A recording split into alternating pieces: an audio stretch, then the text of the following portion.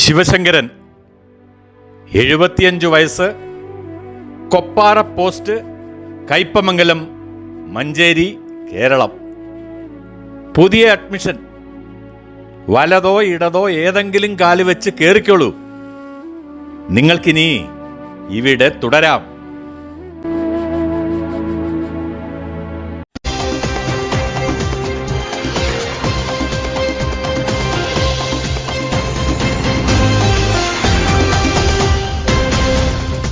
കേരളത്തെ നടുക്കിയ കൊലപാതക കേസിൽ കുറ്റവിമുക്തനാക്കിയ ശിവശങ്കരൻ അന്തരിച്ചു.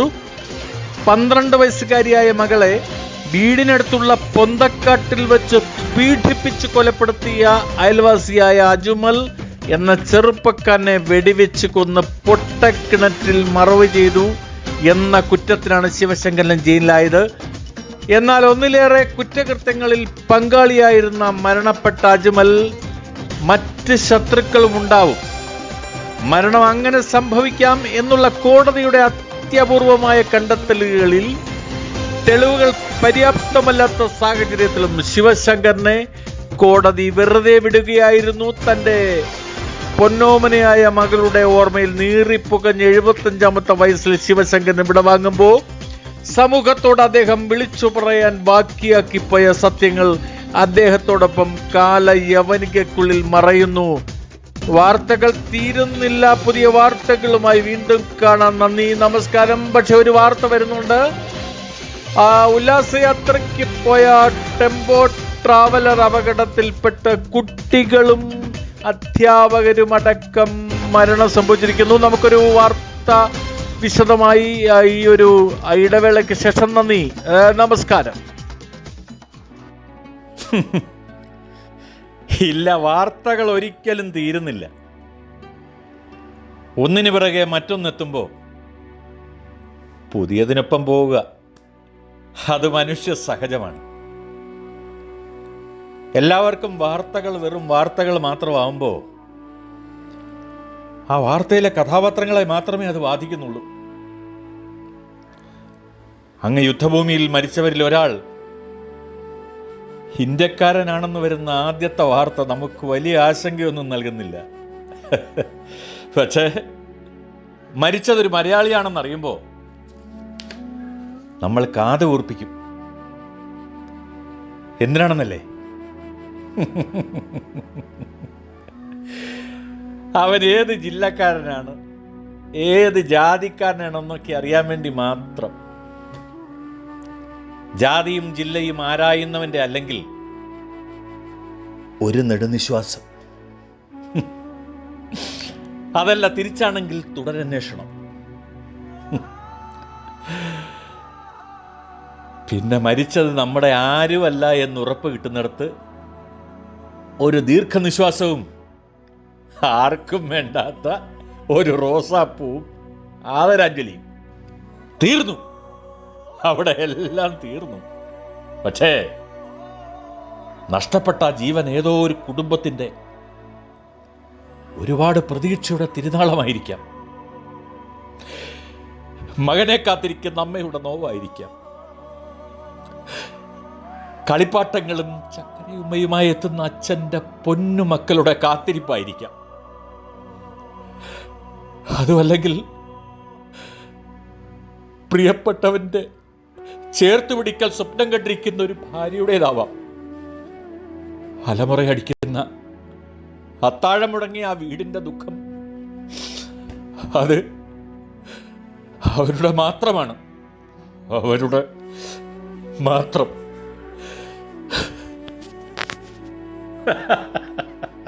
അല്ല, ഇതൊക്കെ ഞാനിപ്പോ നിങ്ങളോട് എന്തിനു പറയണം? പറയണം, എനിക്ക് നിങ്ങളോടെല്ലാം പറയണം. ഞാൻ ഇന്നാണ് മരണപ്പെട്ടത്. കഴിഞ്ഞ 1/4 നൂറ്റാണ്ട് മനസ്സിൽ നെരിപ്പോടേറ്റി പുകഞ്ഞ് ഇന്ന് വെണ്ണീറായി. ആറ്റുനൂറ്റുണ്ടായ ഞങ്ങളുടെ പുന്നാരമോൾ അമ്പിളിക്കുട്ടി ഞങ്ങളുടെ ജീവിതത്തിലേക്ക് വൈകി വന്ന വസന്തം, ഞങ്ങളുടെ പ്രാണനായിരുന്നവള് ഒരു ഒരു ഒരു പൂമ്പാറ്റെ പോലെ പാറിപ്പറന്നു കിടന്ന എൻ്റെ അമ്മിമോൾ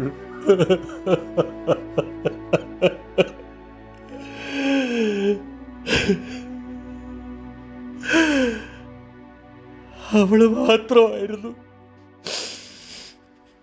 ഞങ്ങളുടെ ഏക ജീവിത ലക്ഷ്യം. ആവുന്ന പോലെ വലിയ വീടുകളിലെ വിഴുപ്പലക്കിയും പാത്രങ്ങൾ മെഴുകിയും ആടിനെയും മാടിനെയും കോഴിയെയും ഒക്കെ വളർത്തി എൻ്റെ കുഞ്ഞിനെ നന്നായി പഠിപ്പിക്കണം. അത് മാത്രമായിരുന്നു ഞങ്ങളുടെ മോഹം.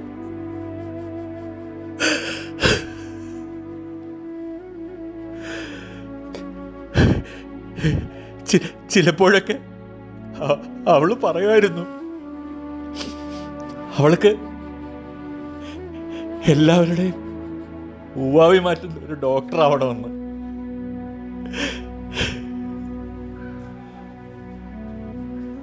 ഓരോ കൊല്ലവും ഫെബ്രുവരി മാസം എത്തുമ്പം എന്റെ നെഞ്ച് തകരും. പിന്നീട് അതൊരു നോവായി പടരും. എന്റെ സർവസ്വവും നഷ്ടപ്പെട്ട ദുശവനം പിടിച്ച ദിവസം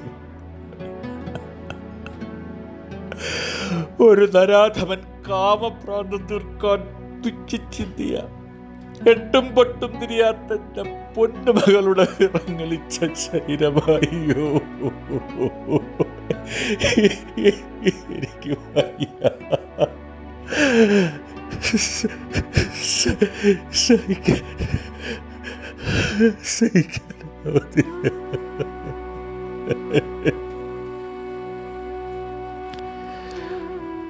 മടിയിലിരുത്തി കൊഞ്ചിച്ച് കൊതി തീരാത്ത എന്റെ പൊന്നോമനെ കൊന്ന ആ മൃഗം ആരായിരിക്കും? എന്തോ എന്റെ മനസ്സ് മന്ത്രിച്ചു. അതെ, അത് അവൻ തന്നെ. സംശയിച്ചതുപോലെ ആ കൊലപാതക പിടിയിലായി, ജയിലിലായി, സുരക്ഷിതനായി, പിന്നെ സുഖവാസമായി. ഒരു കൂടപ്പിറപ്പിനെ പോലെ കൂടെ കൂട്ടിയവൻ, വീട്ടിലെ സന്തത സഹചാരിയായവൻ, ഉള്ളതിൽ ഒരു പങ്ക് കൊടുത്തു വളർത്തിയവൻ, ഒടുവിൽ കൊടുത്ത കൈക്ക് തന്നെ കൊത്തി ആ നായിന്റെ മോൻ. പിന്നെ നീണ്ട കാത്തിരിപ്പായിരുന്നു. എന്റെ എന്റെ എന്റെ കുഞ്ഞിന്റെ ഒരു പടം മാത്രമായിരുന്നു എനിക്ക് ആശ്വാസം. അതും മാറോടടുക്കി പിടിച്ചു. ഇക്കഴിഞ്ഞ 25 വർഷം ഇരുട്ടിൽ ഞാൻ തേങ്ങുമായിരുന്നു.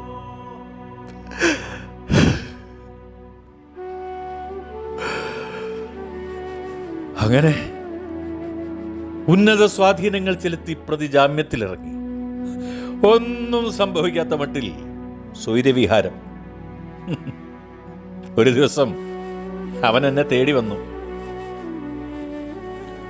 പൊറുക്കണം ചേട്ടാ, തെറ്റുപറ്റിപ്പോയി, പൊറുക്കണം എന്ന് വളരെ നിസ്സാരമായി പറഞ്ഞു. പൊറുത്തു എന്ന് ഞാനും. പിന്നീടങ്ങോട്ട് ആ പയ്യൻ പഴയതുപോലെ എൻ്റെ ഉറ്റ ചങ്ങാതിയായി. അല്ല, ഞാനാക്കി. നാട്ടുകാർ നെറ്റി ചുളിച്ചു. പക്ഷേ എൻ്റെ ഉറ്റ മിത്രങ്ങൾക്കറിയാമായിരുന്നു ഈ ചങ്ങാത്തത്തിൻ്റെ ഗതി എന്താണെന്ന്. തൻ്റെ മിലിട്ടറി കോട്ട തീർന്നാൽ പട്ടാളം സതീശൻ തമ്പടിച്ചിരുന്നത് ഞങ്ങളുടെ ചാരായ കൂട്ടായ്മയിൽ. വാസവനും തങ്കവും സതീശനും പിന്നെ ഞാൻ. സതീശനെ കൂടെ കൂട്ടിയത് വെറുതെ ആയിരുന്നില്ല. പട്ടാളത്തിൽ തോക്ക് നന്നാക്കുന്ന പണിയാണെന്ന് അവൻ എന്നോട് ഇടയ്ക്ക് പറയുമായിരുന്നു. അങ്ങനെ എനിക്കും അവനൊരു തോക്കും 3-4 തിരയും തരപ്പെടുത്തി. എന്റെ ആവശ്യം അറിയിച്ചപ്പോ പ്രതിഫലം വേണ്ടെന്ന് പറഞ്ഞു.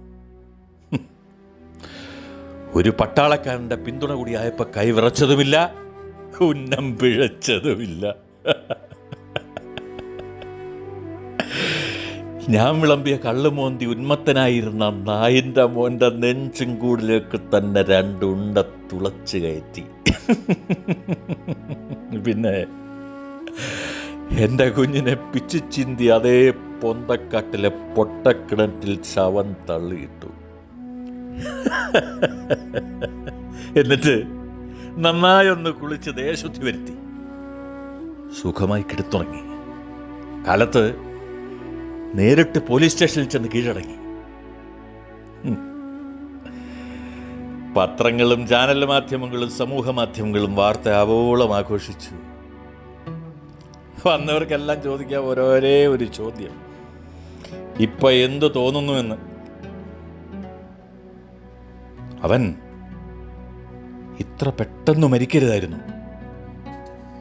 എന്നെപ്പോലെ മനസ്സ് നീറി നീറി പിടഞ്ഞ് തീരണമായിരുന്നു. ഒരു മനുഷ്യായുസിന്റെ 1/4 നൂറ്റാണ്ട് ഞാൻ ഒരുങ്ങി തീരുകയായിരുന്നു. ഒരു അച്ഛനും ഈ ഗതി വരാതിരിക്കട്ടെ. പിന്നെ എനിക്ക് ശരിയെന്ന് തോന്നിയത് ഞാൻ ചെയ്തു. നിയമം അനുശാസിക്കുന്നില്ല എന്ന് എനിക്കറിയാം. എങ്കിലും എന്തു ചെയ്യാം? ഒരച്ഛനായി പോയില്ലേ, അത് ഒരു പെൺകുട്ടിയുടെ അച്ഛൻ. എനിക്കറിയാം, ഇന്നത്തെ സാഹചര്യത്തിൽ മക്കൾ അതാണായാലും പെണ്ണായാലും അവർ കൂടണയുന്നത് വരെ അച്ഛനമ്മമാരുടെ നെഞ്ച് തീയാണ്. കാലം ഒരുപാടങ്ങ് മാറിപ്പോയി. ഇന്ന് ഒരു പരിചയമില്ലാത്തവരുമായി ഫോൺ സൗഹൃദം, പ്രണയം. ഇന്ന് ഇത്രയും നാൾ ആറ്റുനോറ്റ് വളർത്തിയ മാതാപിതാക്കളെ ഒരു നിമിഷം കൊണ്ട് ഒഴിവാക്കിയിട്ടൊരൊറ്റ ഒളിച്ചോട്ടം. ഈ കാലഘട്ടത്തിൽ മാതാപിതാക്കളായി ജീവിക്കേണ്ടി വരുന്ന ചിലരുടെയൊക്കെയെങ്കിലും ദൗർഭാഗ്യമാണ് ഇതൊക്കെ. പിന്നെ പണിക്ക് വരമ്പത്ത കൂലി, അതാണ് എൻ്റെ നീതി. വീണ്ടും പറയാം, തെറ്റാണെന്നറിയാം. പക്ഷേ കുറ്റമേറ്റു പറഞ്ഞിട്ടും തെളിവുകളുടെ അഭാവത്തിൽ ബഹുമാനപ്പെട്ട നീതിന്യായ വ്യവസ്ഥിതി പോലും പറയാതെ പറയുന്നില്ലേ കണ്ണടച്ച് നീതി നടപ്പാക്കാൻ. ചില സത്യങ്ങൾ അങ്ങനെയാണ്. ഞാനത് നടപ്പാക്കി. അതെന്റെ മാത്രം വിധിയെഴുത്ത്. നിങ്ങളുടെ തീരുമാനങ്ങൾ നിങ്ങളുടേത് മാത്രമാകാം, നിങ്ങളുടേത് മാത്രം. പിന്നെ എന്നെങ്കിലും എനിക്കിതെല്ലാം തുറന്നു പറയണമെന്നുണ്ടായിരുന്നു. നന്ദി.